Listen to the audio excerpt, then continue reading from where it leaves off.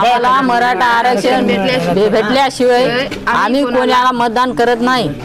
आम्ही कोणी पक्षाला गावात येऊ देणार नाही। टाकळगाव पळसगाव काय म्हणून घेतलं आरक्षणासाठी मराठा आरक्षण भेटल्याशिवाय आम्ही जे जरंगे पाटील सांगतील त्या आदेशावर चला।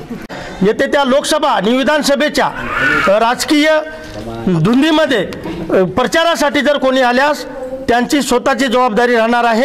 आमच्या दोन्ही गावातून आता जे कोणी उमेदवार गावातून निवडा म्हणून जर सकल मराठा समाजाने ठरवल्यास आम्ही गाववासीय गावातून उमेदवार निवडून या ठिकाणी सर्व ताकदीनिशी आर्थिक सुद्धा ताकद देऊन त्या उमेदवाराच्या 100% पाठीशी राहणार आहोत आणि जरांगे पाटील जे आदेश देतील ते तंतोतंत पाळून 100% जरांगे पाटलाच्या पाठीमागे आहोत। जोपर्यंत हे महाराष्ट्र गव्हर्नमेंट आमच्या समाजाला न्याय देणार नाही तोपर्यंत ही लढाई आमची चालूच राहणार आहे। आज काय झालं? आज या ठिकाणी सर्व समाजातील समाज बांधव या ठिकाणी जमून छत्रपती शिवाजी महाराजांच्या साक्षीने शपथ घेतलेली आहे की कुठल्याही राजकीय पक्षाला या ठिकाणी थारा राहणार नाही, कोणीही राजकीय पक्षाचं काम करणार नाही।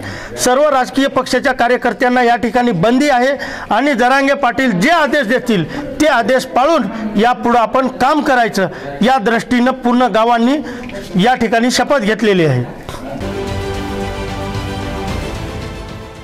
देश विदेशातील प्रत्येक घडामोडींचे लाईव्ह अपडेट मिळवण्यासाठी आता साम टीव्हीच्या सर्व सोशल मीडिया प्लॅटफॉर्मला लाईक, फॉलो आणि सबस्क्राईब करा।